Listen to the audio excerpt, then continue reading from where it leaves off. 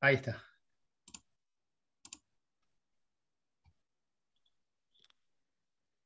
Bueno, buen día a todos. Es una alegría abrir el ciclo de este año, poder sostenerlo en la virtualidad a pesar de la presencialidad, digamos. Nos encantaría que esté compartiendo en presencia física, digamos, con nosotros. Todavía no tenemos las espacialidades, digamos, adecuadas para protegernos entre todos, pero bueno, lo tenemos esta visita que inicia el ciclo de charlas Vivir del Dibujo, que lo empezamos hace algunos años. A Manuela Mestoy, que bueno, le estoy agradecido, ahora lo público, ante todos nuestros estudiantes, por haber respondido inmediatamente, digamos, al primer contacto que lo hice por Facebook, y bueno, y ahí empezamos a hacer posible esta charla que hoy está presente acá, y para compartir con nosotros parte de sus procesos de producción y puesta de su obra. Así que bueno, te presentamos, Manuel, el jueves pasado, digamos, les pedimos a los estudiantes que no te conocían que también te buscaran, te googlearan, vieran en redes, vieran. Entonces, la idea siempre es anfitrionar al que nos visita,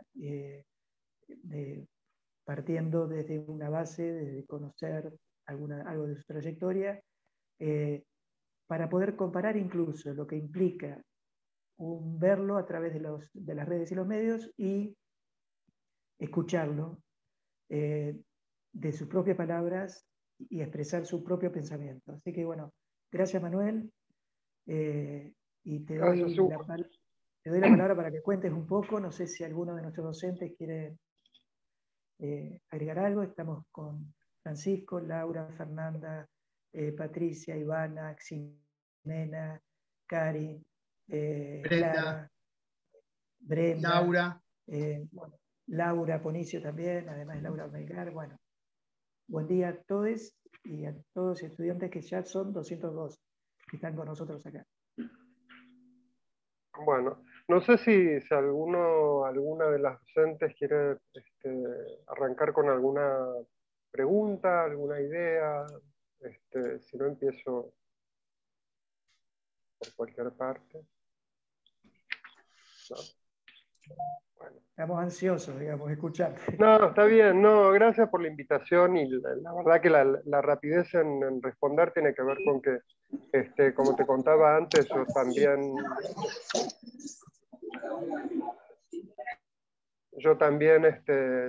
fui formado en la universidad pública, así que me siento siempre obligado a colaborar y a participar, y me interesa y me gusta. Soy docente de la Universidad Nacional de las Artes. Estoy actualmente fuera de la grilla académica, digamos, en extensión cultural, por elección, donde llevo adelante desde hace ya un buen tiempo un curso continuo de clínica de obra dirigido a artistas de todas las disciplinas, y me interesa que esté como al costado de lo que es la currícula, porque me interesa mantener ese contacto, digamos, que cualquiera puede inscribirse, que no haya que pasar por el derrotero académico, sino me gusta esta cosa de estar en contacto directo con las producciones de los artistas, y de las artistas que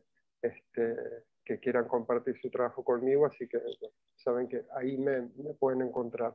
Si bien es en Universidad Nacional de las Artes en Buenos Aires, eso es un curso que es virtual. Pero bueno, así que no sé cómo empezar, no sé si conocerán mi trabajo o no, se han podido ver un poco en las redes. Digamos, si ven lo que hago yo hoy, dirán, ay, es un artista textil. Sí, bueno, puede ser. Fui llegando a ser un artista textil, o mucho de mi trabajo tiene que ver con lo textil, pero originariamente vengo de la carrera de artes visuales, con especialización en pintura, con un fuerte entrenamiento en grabado, un interés en el dibujo siempre, porque no sé cómo es hoy día, pero cuando yo estudiaba, el dibujo era como la materia troncal de todas las especialidades, es lo que tenían en común todas las especialidades, este, y creo que lo sigue siendo. Me parece interesante esto de vivir del dibujo, me parece interesante que la universidad se permita hablar sobre cómo es vivir del arte, porque creo que son diversas las razones por las que eh, nos inscribimos en las carreras artísticas y pueden variar de persona a persona, pero no siempre se explicitan las maneras en cómo vamos a ganarnos la subsistencia los artistas o aspirantes artistas. Así que, qué sé yo, está bueno socializar un poco estas experiencias, porque en las artes visuales, que es lo que yo conozco mejor, varía bastante el tema de la salida laboral, el desarrollo personal o profesional, varía mucho de persona a persona, en parte porque el medio artístico va fluctuando continuamente, ¿no? Al igual que los medios científicos o los medios académicos que tienen que actualizarse permanentemente, los medios artísticos también, a lo mejor dirigidos por otro tipo de agendas, que son agendas no tan tecnológicas, sino muchas veces más sociales o políticas, o siguiendo las tendencias artísticas, pero bueno, eso hace que las experiencias dentro del campo artístico sean muy, muy distintas de acuerdo a dónde esté uno trabajando, en qué parte, en qué ciudad, en qué provincia. Este, Así que bueno, yo puedo hablar por lo que conozco o por el derrotero mío. Así que bueno, esa fue mi formación, yo quería ser pintor. La pintura es una disciplina muy compleja, muy profunda, muy, digamos, muy rica, y eso me parece que también la hace muy difícil de abordar. Pero bueno, como cualquier persona que se forma en arte en este momento, rápidamente me encontré con las problemáticas de lo contemporáneo, ¿no? Y las aperturas de lenguajes, digamos, los nuevos medios o los nuevos formatos en relación a la obra de arte. Así que digamos que fui derivando de la pintura y el dibujo a través de la performance a la instalación, de la instalación a la concepción de piezas específicas para un sitio, que fue un formato de obra que tuvo su auge en la década de los 90 y los 2000. Y después de mucho tiempo, bueno, terminó teniendo como un aire textil lo mío, porque trabajo con telas, básicamente, o muchas veces con papeles y con calados. Em, eh, pero bueno, dicen que los artistas conviene que hablemos más del sentido de nuestros trabajos que de la técnica, ¿no? En general, porque cuando nos ponemos a hablar de técnica, entre nosotros nos entendemos, pero los que no practican, medio que se quedan afuera. Entonces, en este caso, un poco lo que te contaba antes, digamos, cuando estábamos organizando la charla, es compartir un poco las matrices, las decisiones que conforman las matrices de producción nuestra en pos de esa construcción de sentido, ¿no? Entonces, está muy bien, digamos, buenísimo recibir información de ustedes cuando nos visitan de esas decisiones. ¿Qué recursos, qué técnicas deciden para construir los sentidos? O sea, no omitir el sentido y la poética, o como quieras llamarlo, y que es un ensamble, obviamente, y que ya desde esa selección de recursos ya está implícito también el montaje, ¿no? Sí, es como un compuesto, ¿no? En el que todo termina Exacto. mezclado y uno no sabe qué viene antes o después, ¿no? Digamos, a la práctica siempre viene acompañado, o siempre está bueno, en mi caso, por lo menos me gusta ir entendiendo lo que voy haciendo a medida que lo voy haciendo, y tratar de ensayar preguntas y respuestas y tratar de abrir espacios que todavía no están iluminados de alguna manera, y tratar como de correr el límite todo el tiempo. a veces de maneras muy técnicas, y muy poco conceptuales, y a veces no, de maneras totalmente dirigidas por una idea o por una agenda, depende de la situación, este, pero bueno, no sé, yo después en este momento que ya tengo bastante carrera y obra hecha, sigo desarrollando la cosa, en mi caso aprendiendo textil, ¿no? Porque ya que devine artista textil, bueno, ahora quiero ser un experto en el textil, entonces estoy como en vías a comprarme mi primer telar y haciendo los primeros rudimentos de cómo construir telas y demás, y bueno, y veremos cómo sale esa aventura. Y dentro de lo textil, algo con lo que me estoy encontrando, que coincide con lo que venía produciendo, es un aspecto del dibujo que es la codificación hecha a través de dibujo, que es algo propio de lo textil, que es un dibujo que incluye códigos, ¿no? Que es algo que se está transformando como un campo de estudio así para mí personal. Pero bueno, voy a mostrarles un poco de algunas fotitos, un dossier, así hablo un poco sobre imágenes. Ahí me confirman si eso se está viendo bien. Sí, Sí. Sí, perfecto. sí, perfecto. Bueno, voy a ver unas imágenes de los últimos trabajos. Esto es una pieza que hice el año pasado para Chandon Art Ground, una marca de champagne. Y lo digo con alegría, porque hay que trabajar, hay que parar la olla, así que acá les hice una muy linda instalación que tiene un aspecto sonoro, también un aspecto de recorrido. Es una pieza textil que mide 40 metros de largo, y está en diálogo con un espacio que es el espacio del ex Tiro Federal, acá en la ciudad de Buenos Aires, que era un edificio bastante particular de la década del 30, un edificio racionalista muy exquisito desde la arquitectura, y el desafío era que el espacio en el que tuve que trabajar era como una especie de andén de 40 metros de largo. Así que bueno, esta es la pieza que se hizo.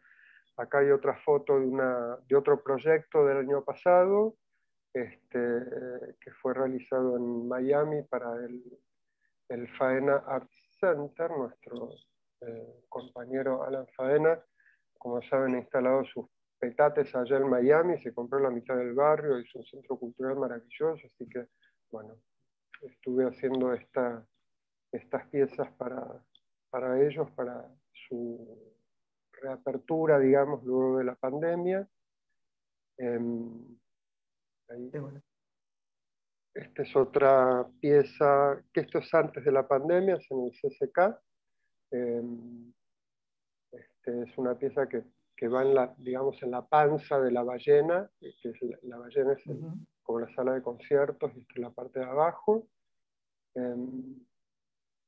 Como ven, tanto las piezas que estoy mostrando son intervenciones de gran formato que dialogan con edificios, y tanto los calados como en este caso estas tiritas son elementos que originalmente o también se pueden encontrar en ornamentaciones urbanas típicas, o no sé si yo diría folclóricas, o de diferentes lugares. Por ejemplo, lo de las tiritas lo van a encontrar en el norte de Brasil, es muy típico. Lo del papel calado en la Ciudad de México o en las ciudades de México. Exacto.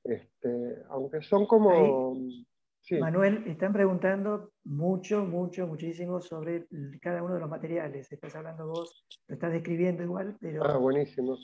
No, estos materiales, cuando trabajo en gran formato, toda esta serie, que es una serie extensa de piezas que viene del año 2004 hasta ahora, son o en papel seda, que es el papel barrilete, que viene de color, que es el papel que compran en las librerías, o en este caso las piezas más grandes están hechas con friselina. La friselina es un textil no tejido, es un tipo de textil que son fibras de polímero prensadas, ¿no? A veces de manera mecánica o a veces con calor, que configuran una especie de fieltro, ¿sí? O sea, es el material con el que están hechos nuestros barbijos, por ejemplo. Claro. Entonces lo que tiene de bueno este material es que es un material muy económico, permite trabajar en volúmenes y en escalas muy grandes, viene teñido en una gama de colores bastante rica, así que en los últimos años he estado explotando ese aspecto, ¿no? Desde el punto de vista técnico. Hay preguntas que se están acercando como Sí. ¿cuánto tiempo te lleva montarlo? Y ahí ya imagino que no sé si se adelanta a lo que vos vas a ir explicando. Ahora vamos a ver, depende de Pues, cada claro, pieza, pero un montaje de una instalación mía tarda entre 2 y 3 días de instalación más o menos, a veces más rápido, a veces más lento de acuerdo al espacio. Ven, esta pieza, por ejemplo, era de papel, y es una pieza efímera. O sea, acá ven a la performer, una bailarina de contemporáneo, que está esperando que caiga sobre ella toda esa pieza gris que hay en el techo. Y bueno, por ejemplo, para esta pieza que cada vez que cae sobre el público se destroza, se pierde, bueno, se monta cada vez que se hace la performance, digamos, ¿no? Lo mismo con esta es una pieza que se destruyó, digamos que la acción artística tuvo que ver con la destrucción de la pieza con la llegada del público. Eso es algo que también, con lo que también trabajo, con la duración de las obras. Hay obras que duran 2 horas, hay obras que duran 10 años, hay obras que, digo, depende, la duración es un asunto también importante en mi poética, digamos. Bueno, esto como para introducir un poco, estas son otro tipo de piezas también como más solitarias, que van más solitas en la arquitectura, de estas hice varias. Acá vemos la versión para Lucina de las Artes. de cualquier manera me interesó también, vos hablaste de diálogo con el edificio. Sí. Me interesa ese concepto de diálogo porque no, mucho en mural también se trabaja desde este lugar, ¿no? O sea que generar esa intervención de muro que sea necesario para el concepto del edificio también, ¿no? Que se sienta como necesario, aunque se Sí. plantee como posterior, ¿no?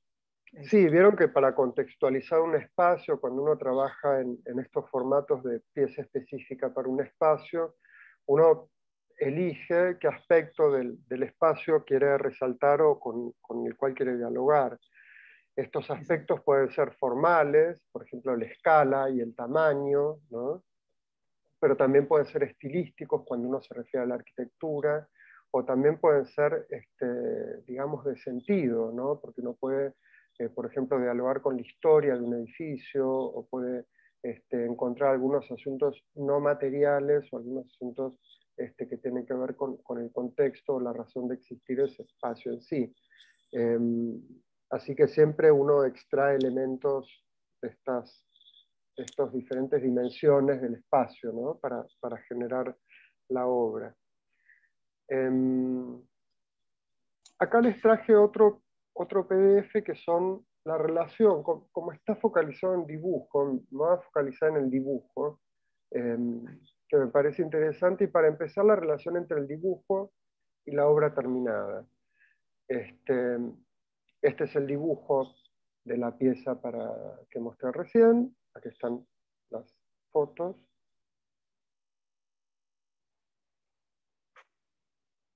Acá ven otro esquema. Como ven, detrás del dibujo aparece el dibujo del edificio, ¿no?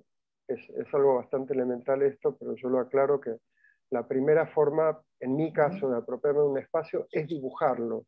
O sea, la primera forma para mí de entender un espacio es, porque además muchas veces uno tiene que trabajar en espacios a distancia, que no puede caminar, que no puede visitar. Si uno está en la misma ciudad, obviamente lo primero es verlo y estar y ver qué sentís ahí, cómo lo recorres, cómo entras y salís del lugar, qué recorridos tienes, eso es fundamental. Pero después lo siguiente es medirlo y dibujarlo, que parece una obviedad, pero es fundamental.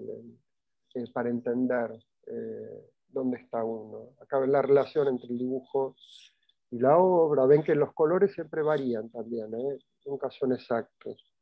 Esto también es dibujo, no es, digamos, el fotomontaje.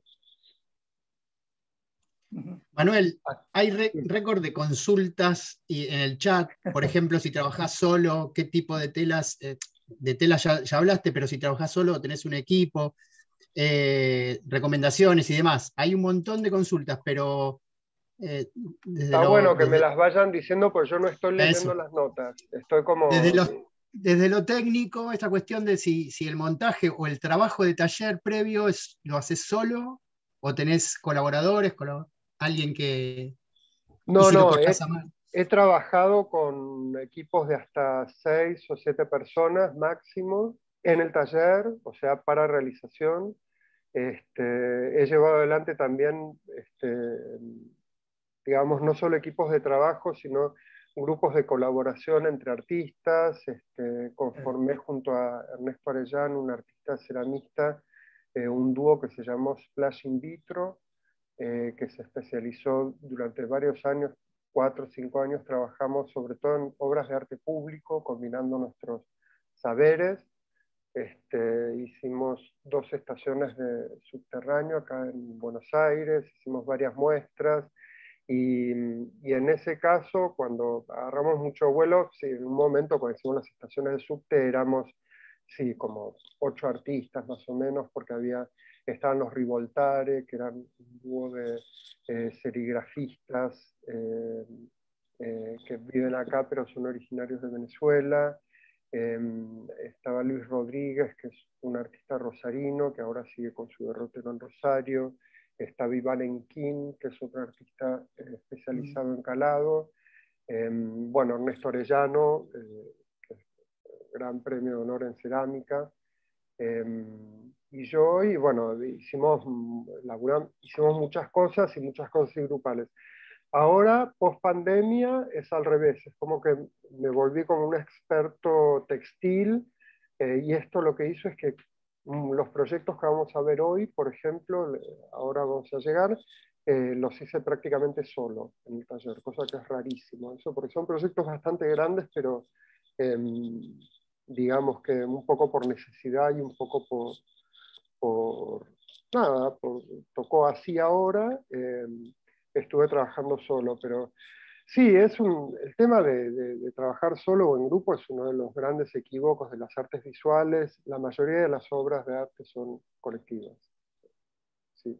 Si uno va a la realidad concreta de la cosa, participan muchas personas para que haya una obra de arte que funcione, siempre. Hay consultas, hay consultas sobre si los cortes son hechos a mano, si la geometría... A mano. Sí, sí. No, trabajo a mano, son para quienes estén siguiendo carreras que tengan que ver con grabado, van a ver que van a presentir o darse cuenta que la lógica detrás de lo que yo hago en realidad es de grabado. ¿Por qué es de grabado? Porque siempre hay una matriz virtual detrás. Digamos, en el grabado ortodoxo las matrices son físicas, en la silografía la madera, la chapa para el metal, la piedra para la litografía, qué sé yo. Pero en el caso de mi trabajo siempre son matrices digitales. Siempre parto de una matriz de corte, que es un Illustrator, un dibujo en CAD, un dibujo de vectores, que me permite llevarlo al tamaño que quiero y calarlo a mano con los bisturíes, el bisturí que compras en la librería, esos bisturí de corte que son muy, muy, muy puntudos, digamos. Pero bueno, acá algunas relaciones, vuelvo a las imágenes, entre boceto y realidad.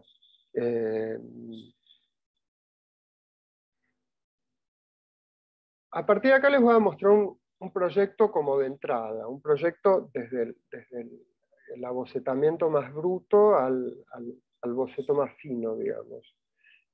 Porque el dibujo es la mejor manera de comunicarse con, en este caso, como es algo privado, voy a decir un cliente. Se trata de un ¿Sí? Ah.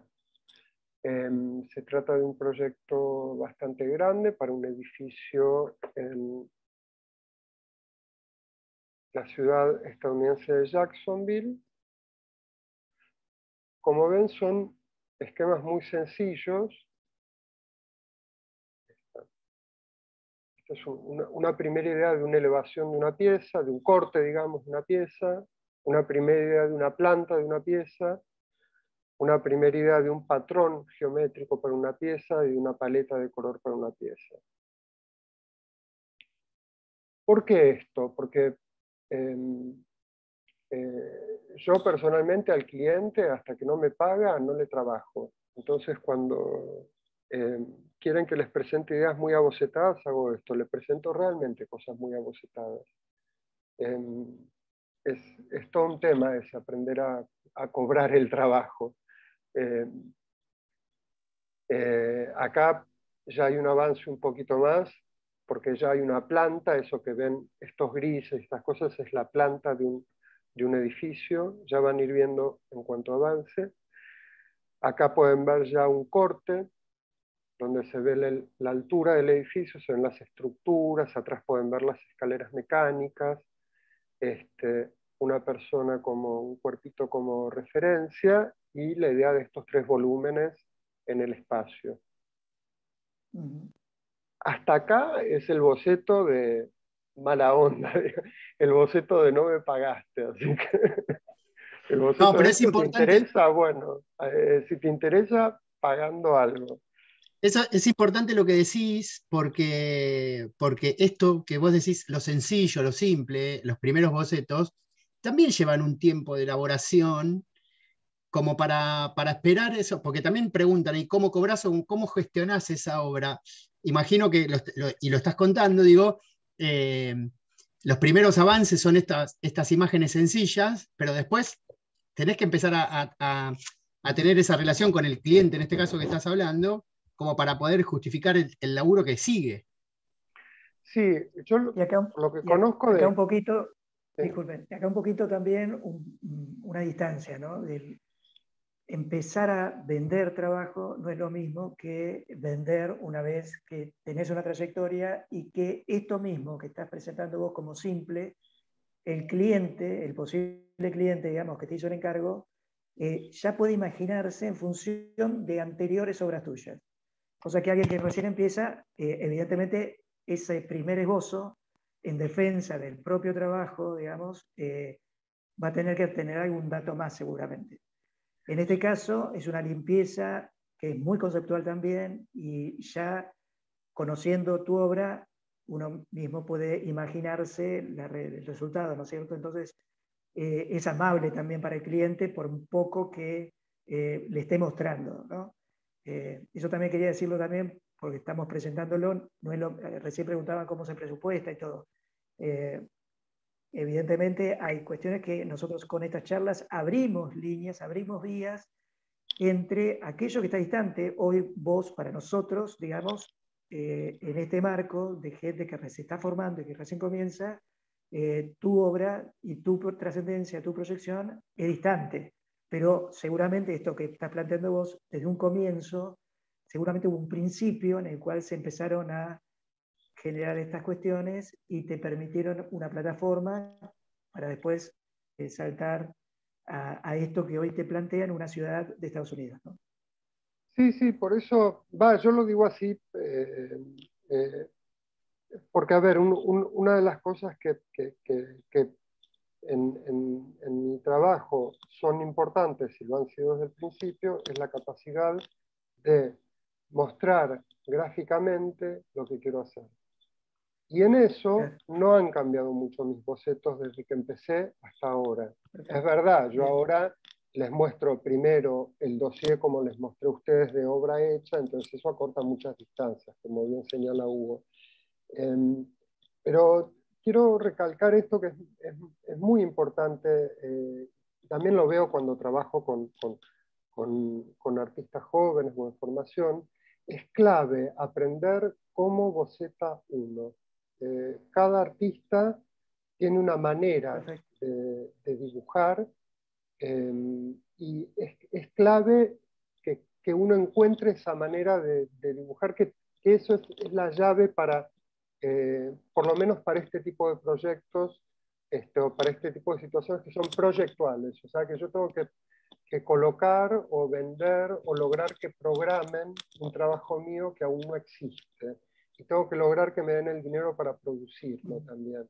Entonces, en eso el dibujo es fundamental. Y es como les digo, una vez que uno encuentra una forma de bocetar, esa forma de bocetar en general no cambia. Aquel que boceta con lápiz y papel y nada más, por ejemplo, hoy hablaba de Ernesto Arellano, este artista con el que trabajé tanto.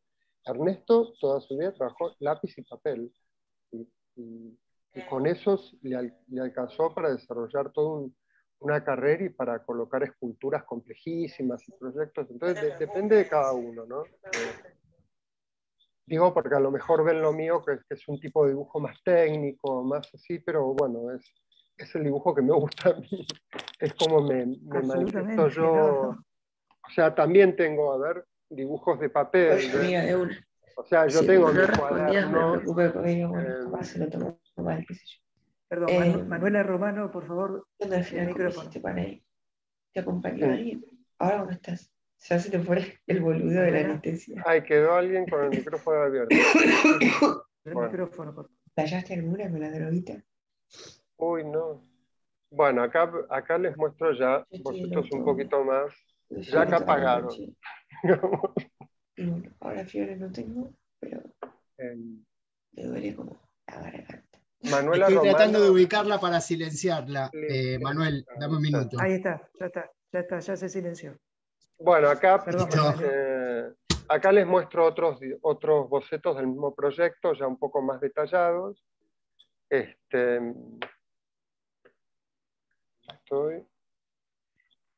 acá se entiende un poco mejor. Lo que quería agregar también, haces hincapié en lo textil, partís de patrones. Bueno, esto es absolutamente textil, lo que estoy viendo también, la forma, más allá de que sea una afinidad de tu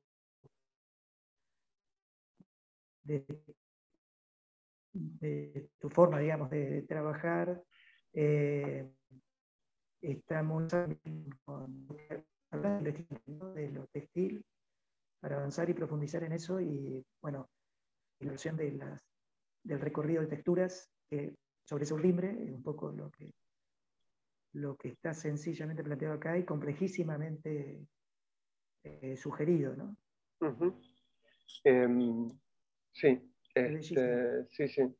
De hecho, en particular, esta pieza, el cliente tuvo, lo venimos trabajando hace como un año este proyecto. El cliente me pidió que cambiara de material, no quería usar friselina, así que lo vamos a hacer de tafeta.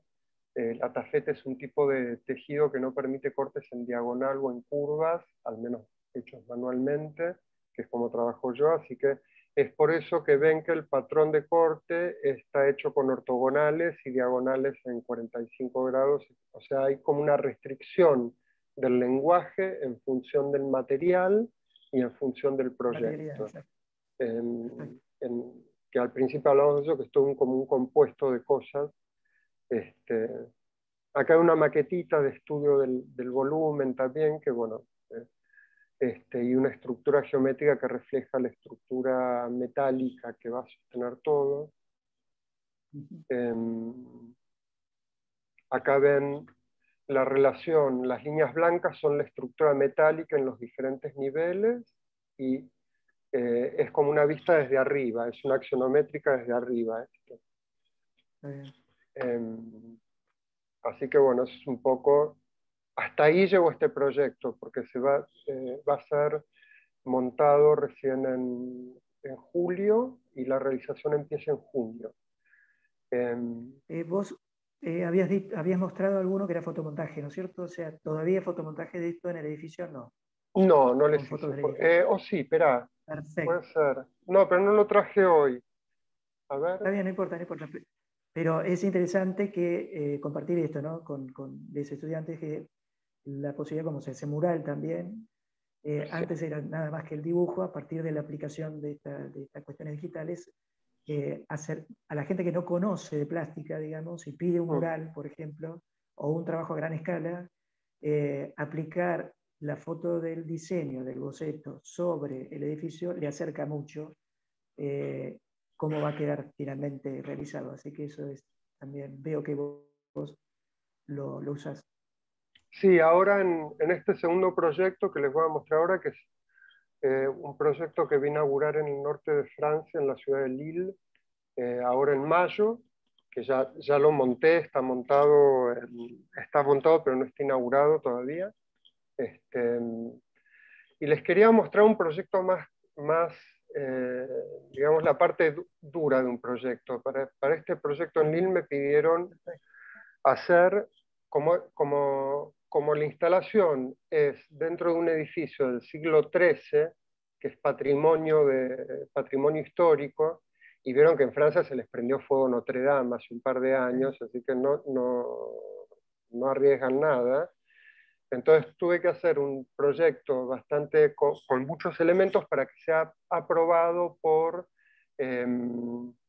la Secretaría de Patrimonio de la ciudad para que permitan colgarlo. Entonces, los proyectos siempre son bastante parecidos a lo que ustedes van a ver en las cátedras proyectuales y demás. Siempre tienen una memoria descriptiva, un aspecto, una memoria conceptual, una memoria descriptiva, aspectos técnicos, presupuestarios y de tiempos.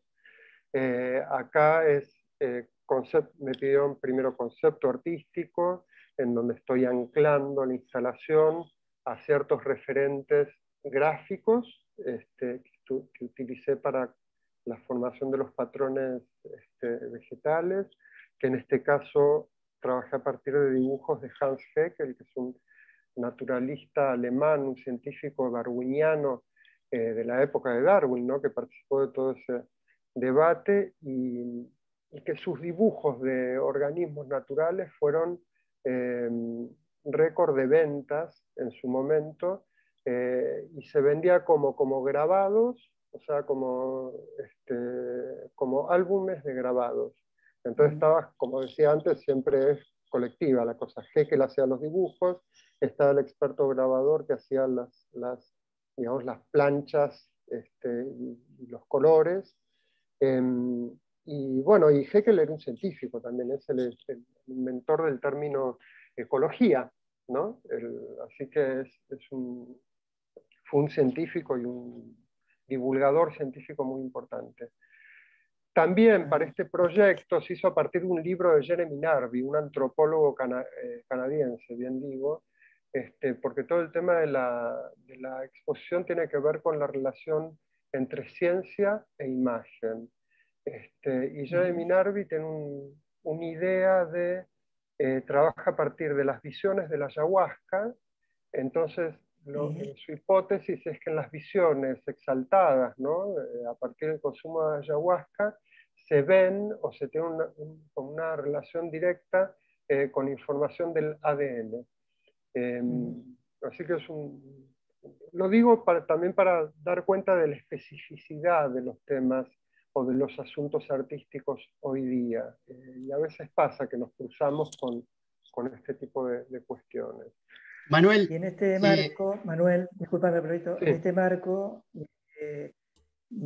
hoy, antes de empezar la charla, de abrir las puertas, digamos, a los estudiantes, estuvimos hablando del concepto de construcción de conocimiento, ¿no? De dibujo como construcción de conocimiento, y el tema de los conocimientos ancestrales, que es una de las vías que nosotros abrimos también en esta cuestión de presentamos 3 líneas, una eurocéntrica, una originaria que se abre justamente al ancestral, y en este caso es el marco de lo que estás planteando vos de la ayahuasca. No sé si pasaste por la experiencia. No, yo no. Bien. Por todo esto que estamos hablando, y bueno, también de alguna manera hay congresos que estuvimos trabajando. Yo te hablé hoy de la Universidad de Avellaneda, Epistemología del Sur, en el cual estamos trabajando con parte del equipo de este investigador en poner en diálogo los conocimientos ancestrales desde la ciencia, el arte y la filosofía. Así que bueno, estás totalmente en empatía con el lineamiento que estamos aplicando a esta cátedra también. Y sí, claro, porque... Sí, perdón, Pablo. No, seguí contestar. No, sí, que claro, que son, digamos, las líneas curatoriales. Bueno, esto también lo verán en otras cátedras o en otros estudios que sigan en la universidad, pero vieron, las artes visuales se mueven en diferentes niveles, mueve diferentes temas. Cuando digo diferentes niveles, no es lo mismo las artes visuales en cómo se despliegan a nivel internacional, digamos, en un diálogo global de las artes visuales, que eso es como un gran fuerte de nuestro medio, que permite un diálogo global, pero también están los diálogos regionales, como señalaba Hugo, también están los registros ancestrales, y eso es fundamental. La Bienal de Venecia se inauguró hace unos días, que es como uno de los eventos globales más importantes de artes visuales, y fíjense que el asunto de la Bienal este año, el título es La leche de los sueños, es una cita en Leonora Carrington, la artista surrealista. Y si recorren la muestra van a ver que están todos los temas fundamentales, los temas de conocimientos ancestrales que tienen que ver con miradas decolonizadoras. Estamos en procesos postcoloniales en todo el mundo, no solo en los países periféricos como el nuestro, centrales, o no sé si ya se puede hablar en esos términos, pero todos podemos hablar de procesos de decolonización o de postcolonialismo. Los temas de género, de fluidez de género, y los feminismos son también centrales. El tercer como gran grupo de cuestiones tienen que ver con la ecología, que también se relaciona con los feminismos y también se relaciona con lo poscolonial, pero los problemas de ecología son centrales. Y por último se pueden destacar, habrá otros también, ¿no? Pero los temas de complejidad matemática, o sea, o geométrica o modélica, digamos. Pero son un poco los temas que hay abiertos globalmente. Pero bueno, por eso en esta exposición en particular, un curador francés desarrolla la obra a partir de un libro de la década de los 1980 de un antropólogo canadiense, e invita a artistas de diferentes partes del mundo a participar de esta muestra. Bueno, como ven, ¿cómo sigue esto? Una ficha técnica, ¿no? Esto parecerá muy sencillo, pero llegar a la ficha técnica de un proyecto antes de que ese proyecto exista es bastante complejo. Acá ven que hay títulos, hay medidas, hay materiales, hay dimensiones. Hay dimensiones de la pieza instalada, pero también hay dimensiones de la pieza embalada. Hay cálculo de pesos para ver cómo pesa cada parte de la pieza en el edificio, y también hay cálculos de peso de cuánto pesa el paquete que hay que trasladar. Por la logística, claro. Claro. Hay otros cálculos, por ejemplo, en el tema textil, en lo que hago yo, necesito siempre hacer un cálculo de superficie de textil, porque los textiles tienen que ser ignifugados para su exposición. Entonces, para ignifugar un textil tenés que calcular la superficie del anverso y del reverso para calcular la cantidad de ignifugación. Así que eso se ve acá en este ítem que dice cantidades, superficies y pesos. ¿No puedo pasar al siguiente? Todo el tema de logística, acá están preguntando también, ¿no? Imagino que el presupuesto de la logística va por parte del cliente, obviamente es parte de lo que vos presupuestás como la totalidad de la obra. Sí, no, en este caso es un proyecto público-privado. Es decir, bien. Es más Lille es una de las ciudades, es la ciudad bastión del socialismo en Francia. Es una ciudad que queda en la ciudad más al norte de Francia. Entonces es parecida a Rosario, un poco. y entonces el proyecto, yo estoy en diálogo con entidades públicas, digamos. La asociación Lille 3000 es una asociación que organiza el festival todos los años. Bueno, acá en el punto 3 tienen detalles de la instalación, o sea, del proceso de instalación, los elementos de preproducción que se hacen allá, que es parte de la estructura metálica, que yo pido que la hagan allá, si no traslado fierros, que es carísimo el traslado de cosas. En proyectos internacionales es un costo altísimo. Así que hay un detalle con dimensiones, cantidades y pesos de los tubos de aluminio que sostienen la instalación. Después hay un cronograma de montaje, día por día y tarea por tarea, que incluye también las necesidades técnicas, por ejemplo, que el 9 de mayo se instalan los 10 tubos, hace falta una plataforma elevadora, una Jenny, para llegar a la altura. Esto se extiende al día siguiente, y el último día son las correcciones. Hay un asistente, pido una persona que me ayude durante todo el proceso. Punto cuarto es embalaje y transporte. Para que se pueda organizar el embalaje y transporte hay que poder dar los datos del paquete, el peso, la dirección de llegada, la dirección de... Son todos detalles que parecen banales, pero reunirlos es todo un trabajo. O sea, no hay que subestimar esos aspectos porque suelen ser complejos. Las direcciones, temas de aduana, o sea, en mi caso, como son piezas que están tan cercanas a la escenografía, siempre trato de exportarlas, importarlas bajo ese asunto, porque la exportación e importación de obras de arte, si bien hay una nueva reglamentación, suele ser bastante compleja. Muy compleja, sí. Sí, y lo que está planteando también es todo un complejo, digamos, o sea, una suma de actividades que orbitan el hacer creativo y que de alguna manera tenemos que aprender a disfrutar también de estos procesos también, o sea, pese a que sí, es porque tedioso de alguna manera. Sí. Exacto. Nadie los hace por uno, porque yo les muestro todo esto y me imagino que pensán, ay, mira, él hace el dibujo y después tiene el batallón de gente que hace... No.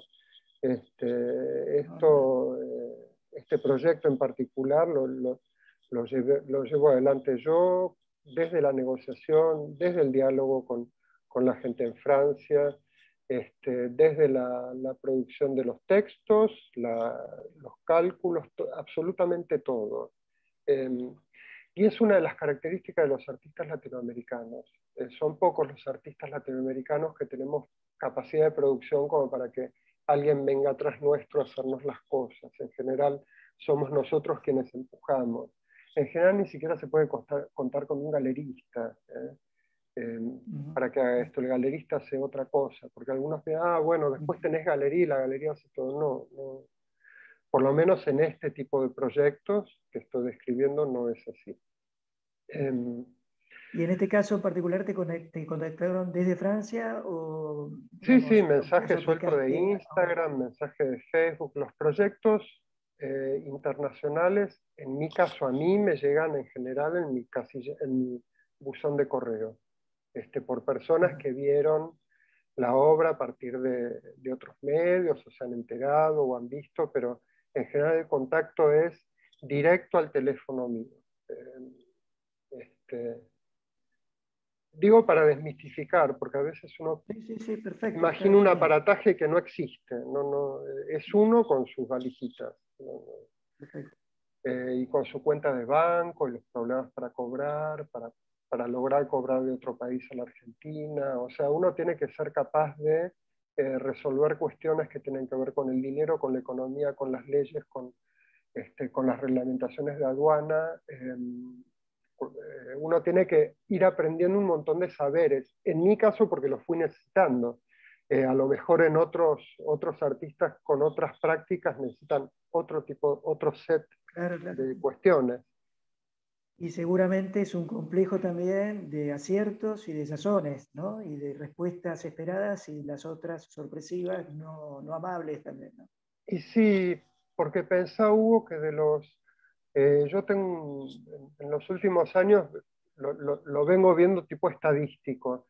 De cada 10 proyectos que hago, de cada 10 proyectos que gestiono o que arranco, menos de la mitad llegan a término. O sea que Claro. también en mi caso me he acostumbrado a proyectar mucho más de lo que se realiza al final. No sé cómo será, hay muchas experiencias, ¿no? Bueno, acá ven el costo de producción y realización, 5.000 euros, chicos, ¿eh? No deliremos, 5.000 euros para un proyecto entero, pagado en Europa por una institución pública, listo. ¿Eh? Digo para que ¿Cómo te vuelvo a no... agradecer, cómo te vuelvo a agradecer todos estos detalles, Manuel? Perfecto. No, por eso podríamos hacer, pero un encuentro entero solo de presupuestados y planillas y cuestiones técnicas, porque son fascinantes también. Pero bueno, ahora vamos al proyecto de verdad, que es esto.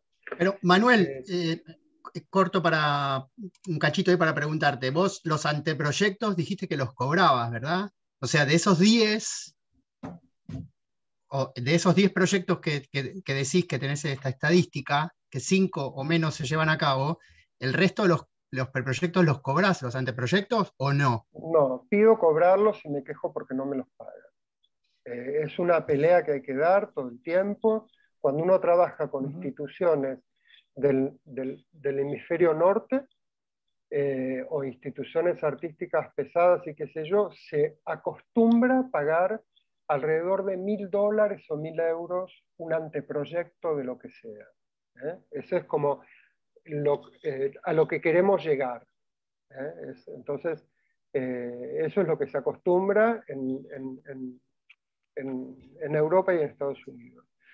Acá en Argentina depende con quién trabajes. Hay fundaciones que me han pagado proyectos desde el estado de inicio, y puedo decir quiénes. Por ejemplo, ahora no existe más, pero la Fundación OSDE, ¿se acuerdan que dirigía María Teresa Constantín? María Teresa siempre se manejó muy bien con eso, que siempre pagó los proyectos. Pero hay que decirlo, es una excepción dentro del medio argentino. Pero esto no quita que uno no lo tenga que decir continuamente. O sea, mi lugar como artista que tiene trabajo es todo el tiempo de páguenme, páguenme, páguenme, y si no me pagan, bueno, tampoco voy a dar el portazo, pero hay que exigir todo lo que se pueda. Es importante lo que decís, Manuel, para incluso generar o construir el imaginario del propio hacedor, digamos, artístico. En Mural, por ejemplo, integré un equipo de muralismo, digamos, hace muchos años, y la propuesta nuestra era que la bocetería era la mitad del presupuesto total. O sea que para poder avanzar en esa gestión, pagaban la bocetería, ahí avanzábamos sobre el mural, ¿no? Era la mitad del presupuesto. Nos parecía una forma de defender también esa, digamos, parece ser que es culpógeno el tema de poder trabajar de lo que nos gusta, ¿viste? Entonces, un poco eso, trabajar. Hoy veo que hay mucha publicación que está en pos de decir, bueno, hacer arte es nuestro trabajo, así que respételo y todo lo que tiene Sí, que ver con derecho de claro, autor. pero sí. Ahí tienen el Así que, tarifario de bueno, artes también. visuales, el tarifario de artes visuales, donde pueden ver una sugerencia de cuáles serían los costos de cada aspecto de la máquina artística, porque está el artista con el proyecto, pero también está el montajista, está el realizador, está el curador, está el prologuista de una muestra. Se está tratando de instalar de que se nos pague a los artistas cada participación que se hace en una exposición colectiva o individual.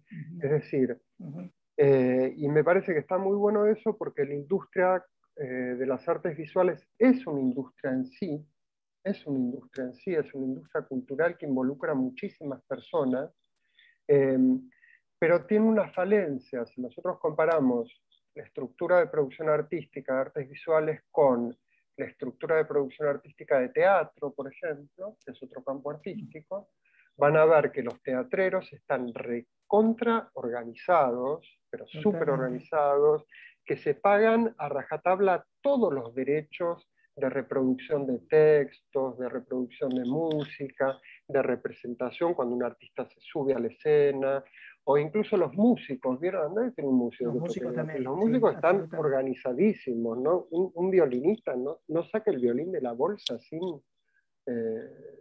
tener en claro quién le paga y cómo. Ahora, en las artes visuales pero esto no es tan así. Tienen conceptos de trabajo en equipo que por ahí nosotros no tenemos, ¿no? El trabajo colectivo, que por ahí no siempre el artista visual trabaja colectivamente. Sí, pero yo lo he discutido, lo discuto cada tanto con la gente, porque hay como una cosa de echarnos la culpa a nuestro gremio de que nosotros no nos organizamos. Y yo creo que no es así. Yo he llegado a la conclusión que es algo que viene de otro lado. Tiene que ver con que el mercado de arte es el 80% en negro. Y las razones por las que el mercado de arte, ahora hablo de mercado de arte, de compra y venta de arte en galerías, que es una parte del mercado, no es todo el mercado de arte, porque el mercado de arte incluye el mundo académico, incluye otras cosas que también son mercado, pero no es el mercado capitalista, no es el mercado de compra y venta de objetos. Pero el de compra y venta de objetos, como es en negro en la Argentina, y hay un interés que no es por parte de los artistas claramente, sino que es por parte de quienes terminan siendo dueños de esas piezas, hay un interés porque siga siendo así, y eso yo creo que es una traba enorme para que todo el sistema se organice. Si ustedes se fijan cómo funciona el sistema de artes visuales en Brasil, por ejemplo, donde está altamente organizado y articulado, digamos. Cuando digo articulado es que, por ejemplo, el sistema bancario con el sistema de facturación y el sistema de venta de obras, el sistema de galerías, todo está coordinado de una manera, ¿no? Cosa que es todo lo que acá no ocurre, ¿no? Algunos me dirán, bueno, no tenemos el mercado que tiene Brasil. Sí, es verdad, no tenemos el mercado que tiene Brasil, pero podríamos tener un poco más reglamentada la actividad. Por eso lo del tarifario me parece que es importante, porque al menos se instala ¿cómo se dice? Una situación deseable. Uno desearía que ese tarifario se respete. ¿Se respeta o no? Bueno, no sé, en algunos casos más y en otros no. Es una referencia. Es una referencia, está buenísimo. Tenerlo en cuenta, ¿no? Pero bueno, acá les muestro para lo de Francia, les quería mostrar los dos anteproyectos, porque ellos sí me pagaron el anteproyecto, y como lo pagaron me dijeron, ¿sabes qué, Manuel? Queremos que nos hagas dos. Uno de una pieza central y dos de piezas laterales. Entonces acá les muestro el de la pieza central, que es el que se hizo finalmente, que ven que de nuevo el dibujo es un dibujo técnico, corresponde a las dimensiones del lugar, son vistas y cortes. Es una pieza textil parecida a la primera que les mostré de Chandon. Acá tienen diferentes axonométricas como para que se entienda. Y acá están los fotomontajes, que son bastante sencillos, digamos. Pero para hacerse una idea del diálogo entre el edificio y la pieza, ¿no?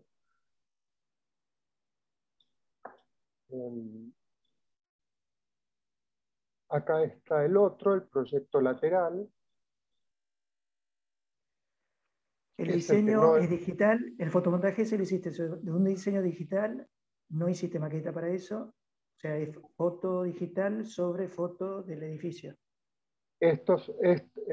Sí, digamos, en este caso son vectores de CAD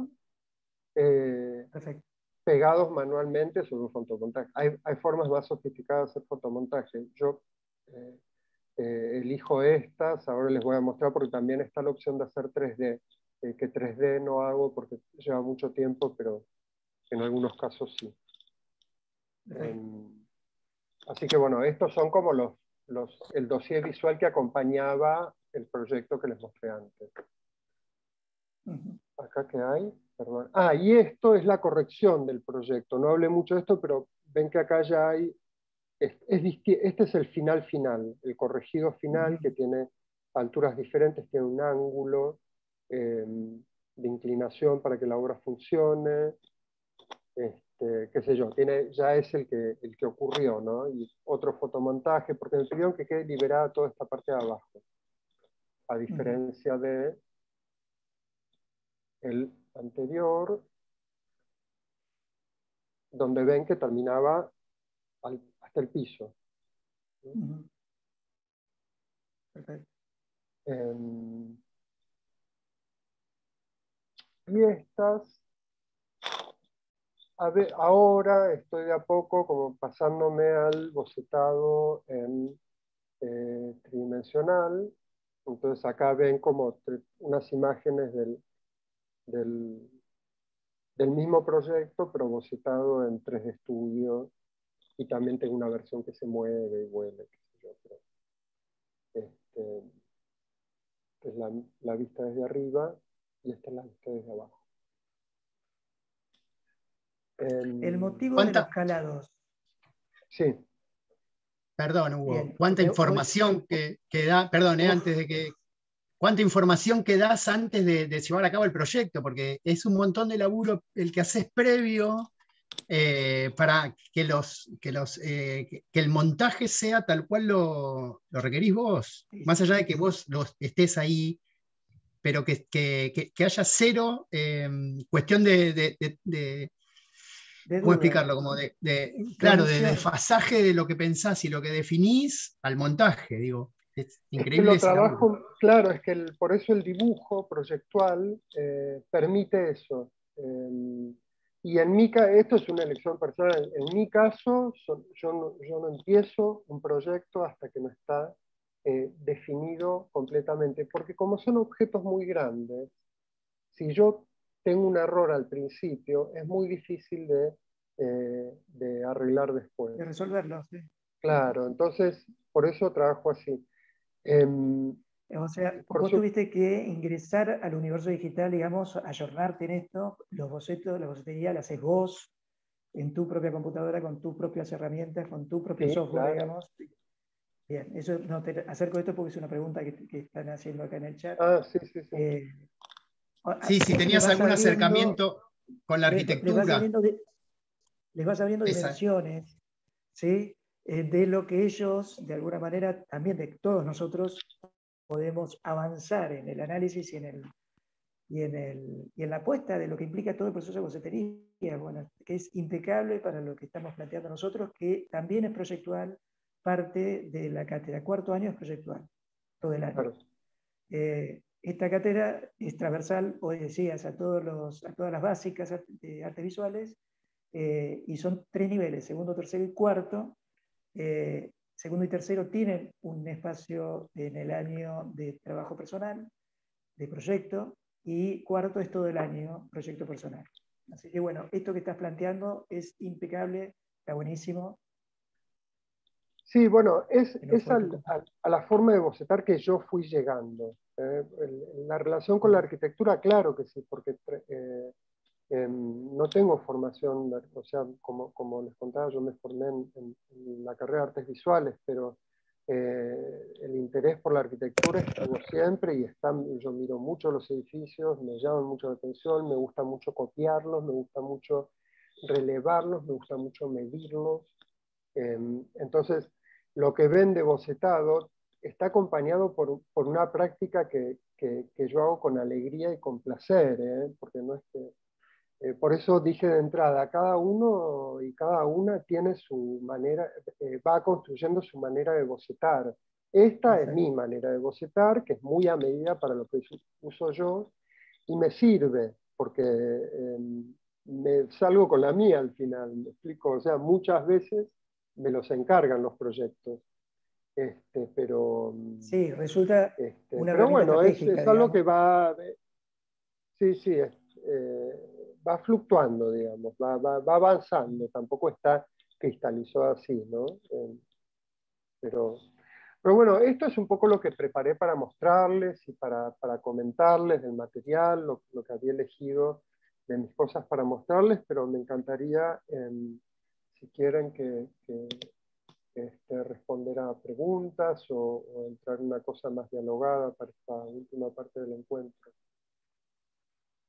Te acerco una pregunta que hace rato que ya le hicieron, que es ¿cómo es que te conocieron? ¿Cómo es que te hiciste conocer? Aquellas primeras veces, digamos, que para vos fueron cruciales o para abrirte una puerta a redimensionar, digamos, tu presencia, ¿no? No, mi primera entrada al medio, digamos, fue a través de la puerta pública, que son los salones. Hay todo un sistema de salones de artes visuales que es bastante antiguo, viene del siglo XIX en algunos casos, o de principios del XX más bien. Y son los salones nacionales, provinciales o municipales de artes visuales, que van a encontrar que los hay de diferentes disciplinas, y que los salones permiten una entrada democrática y horizontal al mundo del arte. Algunos dirán, ay, está arreglado, no me dejan entrar, no me gustan todo lo que quieras, pero siguen siendo los salones una entrada horizontal al mundo del arte, el cual, por otra parte, es muy, por lo menos la escena en Buenos Aires, y creo que en todos lados, que en otros lados es aún más así, es una escena a veces un poco snob, a veces un poco cerrada, a veces un poco autista. Entonces, hay que saber encontrar la puerta y la entrada por donde entrar en algunos casos. Porque si bien el aspecto del mundo del arte académico de las universidades es muy abierto, el aspecto del mundo del arte digamos, del coleccionismo es muy cerrado, porque se juegan muchos intereses ahí. Pero yo entré por lado de los salones. Primero empecé a mandar a salones, entré en un salón del Banco Central, creo que el salón del Banco Central en la década del 90, después entré como seleccionador en el Salón Nacional de Rosario, me dieron una mención en el año 2003, al año siguiente me dieron un segundo premio, así que para mí el Salón Nacional de Rosario fue como el lugar de visibilidad institucional primero, el cual lo acompañé o se me fue acompañando con la representación de una galería de arte que había acá en Buenos Aires en los 90, que era la Galería Braga Menéndez. Y gracias a esas dos cosas, apoyado en esas dos cosas, pude empezar a hacer un recorrido. Yo Manuel, venía... Sí. Perdón, ¿fue con lo textil o con cuadros pintados? No, primero con pinturas, Ajá. porque yo hacía pinturas en óleo, así que hice una muestra de pinturas primero, entré a varios salones con pinturas, y después cuando empecé a hacer experiencias performáticas, en colaboración con un artista performer que se llama Josefina Lamarre, junto con ella empezamos a hacer estas piezas de papel calado que ella destruía durante la inauguración del evento, digamos. Y estas piezas de papel calado de gran formato fueron como la entrada más decidida al medio, digamos. Y también creo que influye eso también, yo también trabajé 10 años en un museo, en la Fundación Proa, luego de terminar mi formación en la Universidad Nacional de las Artes, entré a trabajar en Fundación Proa en la parte de educación, y eso un poco me forzó en su momento, me obligó a entrar en contacto con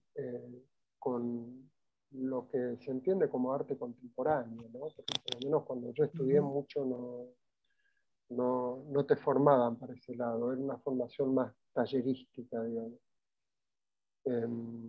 Así que yo creo que son los salones, pero también es el meterse desde el lugar del trabajo en el medio también, ¿no? Como montajista, como guía de sala, como qué sé yo, por lo menos como producción, hice producción de muestras, trabajé de unas cuantas cosas dentro del medio de las artes visuales antes de que funcionara mi obra, digamos, como antes de que cobrara fuerza de producción artística. Digamos.